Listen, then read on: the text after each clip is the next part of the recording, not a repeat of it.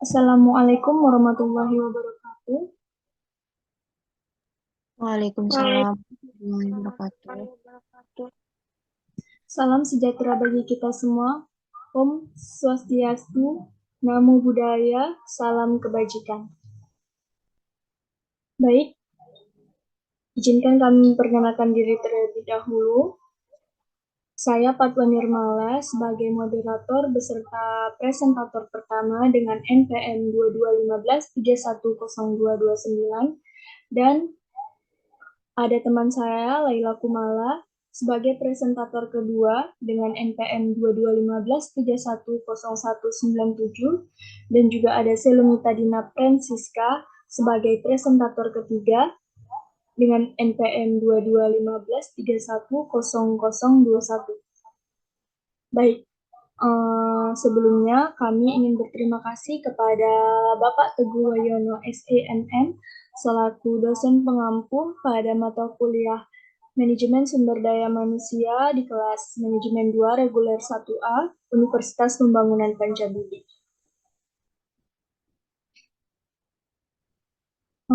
Baik, di sini saya dan teman-teman saya akan mempresentasikan topik seputar perencanaan karir. Nah, tanpa berlama-lama, mari kita mulai presentasinya yang akan dimulai oleh saya sendiri sebagai presentator pertama. Sebelum masuk ke slide pembahasan yang pertama, ada tahu nggak sih apa itu karir? Karir adalah serangkaian pekerjaan atau jabatan yang dinilai seseorang dalam hidup profesional mereka. Ini melibatkan perkembangan dan kemajuan dalam bidang tertentu atau industri tertentu seiring waktu. Nah, karir juga mencakup berbagai posisi, tanggung jawab, kesempatan untuk belajar dan tumbuh. Nah, karir bukan hanya mencari pekerjaan yang memenuhi kebutuhan finansial, tapi juga tentang mengejar hasrat, minat, dan tujuan pribadi. Ini melibatkan proses pengembangan diri, pembelajaran, dan peningkatan keterampilan untuk mencapai kemajuan dan kesuksesan dalam pekerjaannya. Baik, kita masuk ke slide yang pertama, yaitu ada konsep karir. Istilah karir telah digunakan untuk menunjukkan orang-orang pada masing-masing peranan atau status mereka. Nah, karir juga terbagi menjadi tiga ya, yaitu satu, karir sebagai suatu urutan promosi atau pemindahan transfer lateral ke jabatan-jabatan yang lebih menuntut tanggung jawab atau ke lokasi-lokasi yang lebih baik dalam hierarki hubungan kerja selama kehidupan kerja seseorang. Nah, yang kedua ada karir sebagai penunjuk pekerjaan-pekerjaan yang membentuk suatu pola kemajuan yang sistematika dan jelas jalur karirnya. Contohnya, profesi pemrosesan data, jalur karir umumnya dimulai dengan operator komputer dan kemudian meningkat menjadi program junior, pemrogram senior, analisis dan pemrogram junior, analisis dan pemrogram, analisis sistem, analisis junior, senior, analisis proyek, manajer departemen, sistem, dan wakil direktur bidang pelayanan informasi. Nah, yang ketiga ada karir sebagai sejarah pekerjaan seseorang atau serangkaian posisi yang dipegangnya selama kehidupan kerja. Semua orang dengan sejarah kerja disebut mempunyai karir. Nah, di sini yang pada poin ketiga, karir sebagai sejarah pekerjaan itu bisa juga kita nilai sebagai karir diambil dari pengalaman. Misalnya nih kita dulunya seorang SPG, mungkin nanti saat kita mencari pekerjaan, nah eh, kualifikasinya itu kita sudah dapat karena apa? Pengalaman kita dulunya menjadi SPG bisa naik menjadi manajer pemasarannya gitu. Oke, baik, ke slide selanjutnya ada istilah-istilah perencanaan karir. Nah, di sini yang pertama ada karir. Karir itu adalah seluruh pekerjaan atau jabatan yang ditangani atau dipegang selama kehidupan kerja seseorang. Yang kedua ada jalur karir atau career path. Karir path adalah pekerjaan-pekerjaan berurutan yang membentuk karir seseorang. Yang ketiga ada sasaran-sasaran karir atau career goal, yaitu posisi di waktu yang akan datang di mana seseorang berjuang untuk mencapainya sebagai bagian dari karirnya. Nah, yang keempat ada perencanaan karir atau career planning, yaitu proses melalui mana seseorang memilih sasaran karir dan jalur ke sasaran tersebut. Nah, yang kelima ada pengembangan karir atau career development. Nah, career development ini adalah peningkatan-peningkatan pribadi yang dilakukan seseorang untuk mencapai suatu perencanaan karir. Baik, sekian pembahasan atau penjelasan dari saya yang akan dilanjutkan oleh teman saya, Laila Kumala. Silakan. Baik, Assalamualaikum warahmatullahi wabarakatuh. Waalaikumsalam warahmatullahi wabarakatuh. Perkenalkan, nama saya Laila Kumala dengan NPM 2215310197. Baik, di sini saya akan menjelaskan tentang hipotesis jalur karir bagi seorang direktur dalam industri perbankan. Nah, di sini sudah dijelaskan dalam tabel, ada tingkat jabatan, nama jabatan, tipe perubahan jabatan. Tipe perubahan jabatan itu seperti kayak peningkatan jabatan dia selama dia bekerja. Terus selama waktu dia bekerja itu berapa tahun? Kalau yang pertama ini di sini 1 tahun, untuk umur terakhirnya itu 25 tahun. Untuk tingkat jabatan yang pertama itu ada calon karyawan. Nama jabatannya itu diberikan calon analisis kredit. Untuk tipe perubahan jabatannya itu belum ada. Dan lama waktu berapa tahunnya itu selama 1 tahun untuk umur 25. Itu umur terakhir dia bekerja di dalam perusahaan tersebut. Terus yang kedua ada karyawan. Terus nama jabatannya itu analisis kredit pembantu. Untuk tipe perubahan jabatannya itu promosi. Nah, yang tadi itu kan udah nggak ada tuh. Sekarang udah dijelaskan kalau di sini tipe perubahan jabatan dia promosi. Untuk lama waktunya itu 4 tahun dan umur terakhir dia itu 29. Dapat kita lihat ya di dalam tabel ini begitu banyak sampai 13 nomor ya. Tingkat jabatan bahkan eh, beberapa nama jabatan juga, terus tipe perubahan jabatan dan lama waktunya itu berapa tahun sampai umur terakhir dia bekerja itu berapa tahun. Nah, yang terakhir ini kan eksekutif tuh tingkat jabatannya.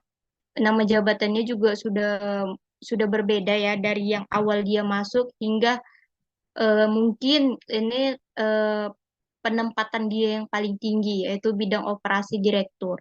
Nah, di sini tipe perubahan jabatannya itu promosi pensiun dengan nama waktunya 4 tahun untuk umurnya itu 56 tahun terakhir. Baik, slide selanjutnya.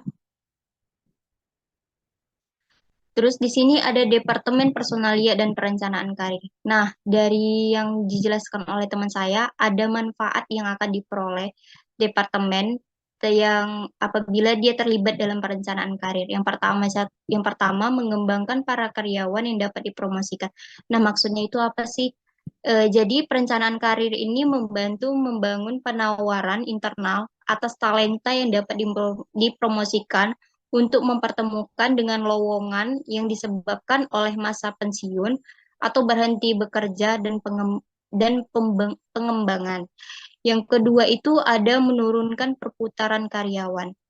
Di sini menurunkan perputaran karyawan tuh yang dimaksud tuh di mana perhatian terhadap karir individual dalam perencanaan karir yang telah ditetapkan akan dapat meningkatkan loyalitas pada perusahaan di mana mereka bekerja sehingga akan memungkinkan menurunkan tingkat perputaran karyawan. Untuk yang ketiga itu ada mengungkap potensi karyawan. Maksudnya itu memberikan keberanian pada karyawan untuk melangkah ke kemampuan potensial mereka karena mereka mempunyai tujuan karir yang spesifik.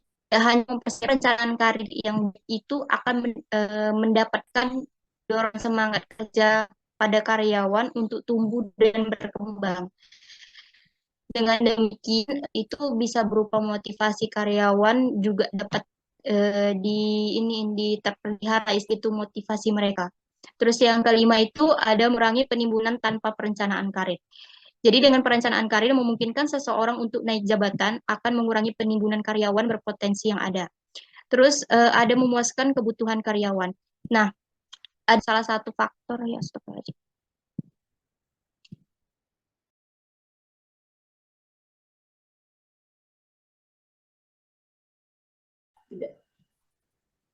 Terus ada mengurangi penimbunan tanpa perencanaan karir. Dengan perencanaan karir yang memungkinkan seseorang untuk naik jabatan akan mengurangi penimbunan karyawan yang berpotensi.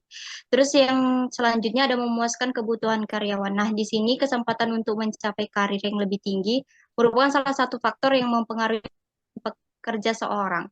Paling tidak disebabkan adanya kesempatan untuk dipromosikan ke jenjang jabatan yang lebih tinggi dengan penghasilan yang lebih tinggi pula. Yang terakhir ada membantu pelaksanaan rencana-rencana kegiatan yang telah disetujui. Perencanaan karir dapat membantu anggota kelompok agar siap untuk jabatan-jabatan yang penting. Persiapan ini akan membantu pencapaian rencana-rencana kegiatan yang telah disetujui. Slide selanjutnya.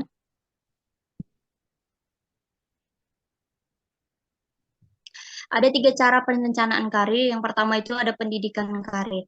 Nah, yang dimaksud dengan pendidikan karir ini, mereka sering tidak mengetahui kebutuhan dan keuntungan perencanaan karir. Karyawan juga sering kurang mempunyai informasi yang diperlukan untuk membuat rencana karir mereka secara sukses. Jadi, Departemen Personalia ini bertugas untuk mengatasi kedua keterbatasan tersebut. Terus ada informasi pada perencanaan karir. Departemen seharusnya memberikan kepada karyawan berbagai informasi yang mereka butuhkan untuk merencanakan karir. Sebagian besar informasi ini telah tersedia sebagai bagian sistem informasi sumber daya manusia. Sebagai contoh, deskripsi bagian sistem informasi sebagai contoh, deskripsi dan spesifikasi jabatan adalah informasi yang sangat berguna bagi seorang karyawan yang sedang mencoba untuk mengestimasi sasaran-sasaran karirnya. Yang ketiga ada konseling karir. Untuk membantu para karyawan menetapkan sasaran-sasaran karir dan menentukan jalur-jalur karir yang tepat, Departemen Personalia bisa menawarkan bimbingan karir. Bimbingan ini dilakukan oleh pembimbing yang cukup sebagai sumber saran. Pembimbing atau yang disebut dengan konselor mungkin hanya perlu mendengarkan minat karyawan dan memberikan informasi pekerjaan tertentu. Baik, penjelasan dari saya. Selanjutnya akan saya berikan kepada presentator ketiga, yaitu Selomita.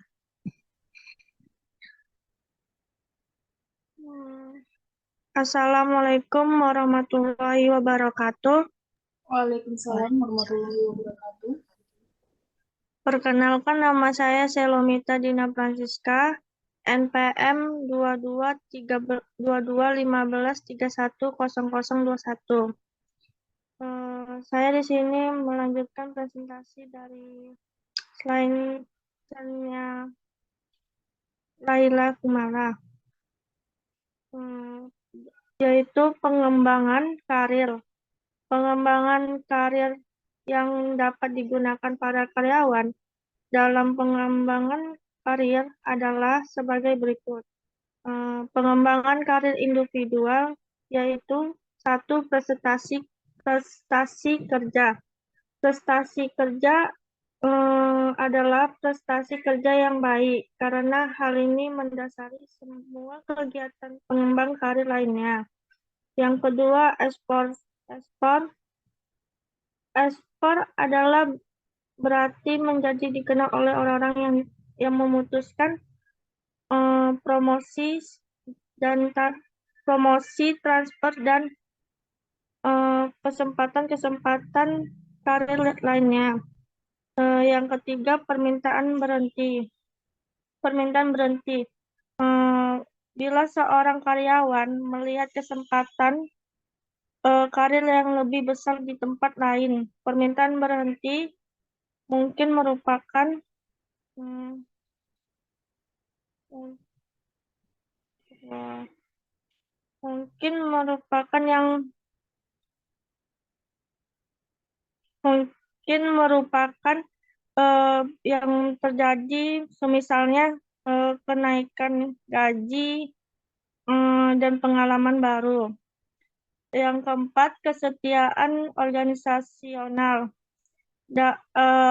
Kesetiaan organisasional ini yang merupakan organisasional rendah pada umumnya ditemui pada diri para sarjana baru yang mempunyai pengharapan tinggi sehingga sering kecewa dengan perusahaan pertama mereka. Dan para profesional yang kesetiaan pertama adalah pada profesi mereka. Yang kelima, mentors dan sponsor.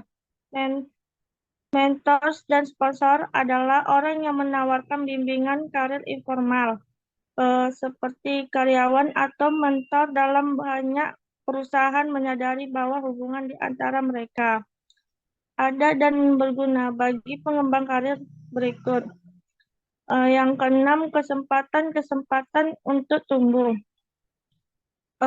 Kesempatan-kesempatan untuk tumbuh itu bila karyawan meningkatkan kemampuan, misalnya melalui promosi atau program latihan, pengambilan kursus-kursus atau penambahan. Baik, selain selanjutnya. Selanjutnya adalah peranan Departemen Personalia dalam pengembangan karir, yaitu ada dukungan manajemen berbagai usaha departemen personal untuk mendorong pengembangan karir akan mempunyai dampak kecil. Tanpa dukungan dari para manajer, komitmen oleh manajemen puncak adalah krusial untuk mendapatkan dukungan para manajer lainnya. Tanpa umpan balik tentang upaya pengembangan karir mereka adalah sulit bagi para karyawan untuk meneruskan persiapan yang bertahun-tahun yang kadang-kadang dibutuhkan untuk mencapai sasaran karir.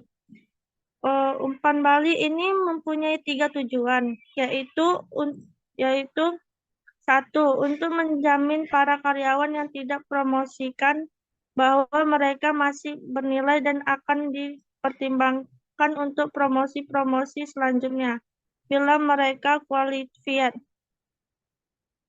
Dua, untuk menjelaskan mengapa mereka tidak terpilih. Tiga, untuk menunjukkan apa kegiatan-kegiatan pengembangan karir yang harus diambil. Ya, umpan kelompok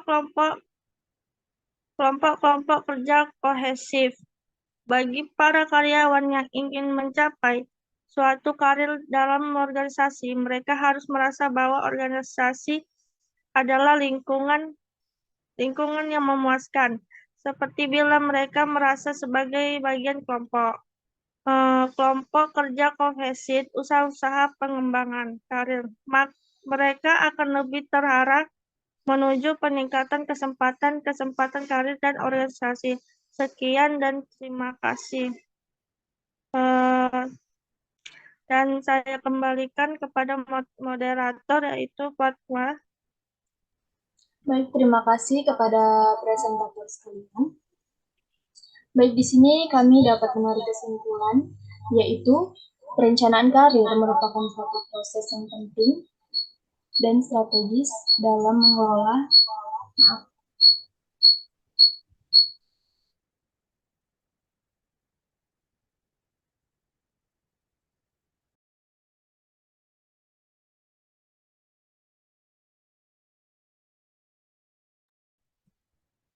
Baik, saya ulangi.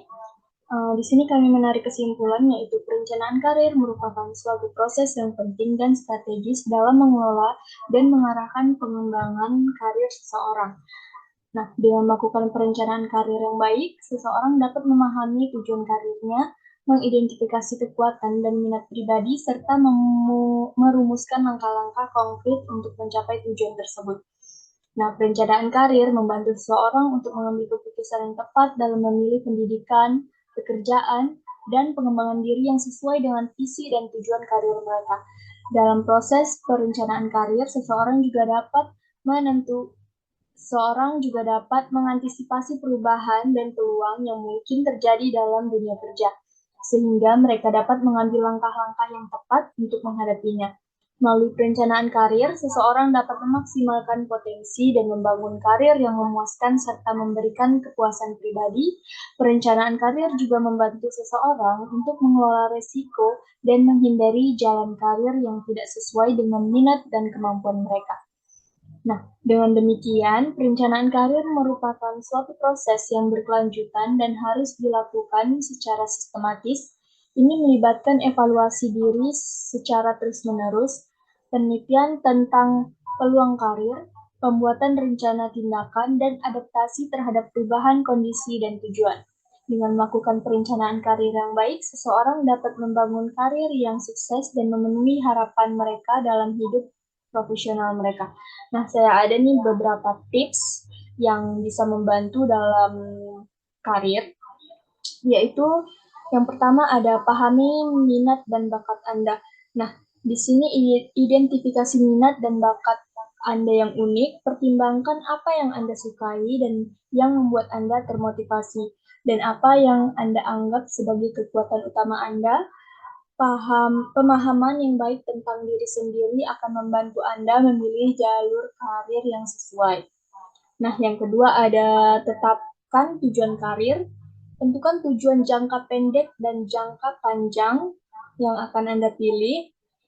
Apa yang ingin Anda capai dalam karir Anda. Yang ketiga ada lakukan riset, pelajari tentang industri atau bidang yang Anda minati.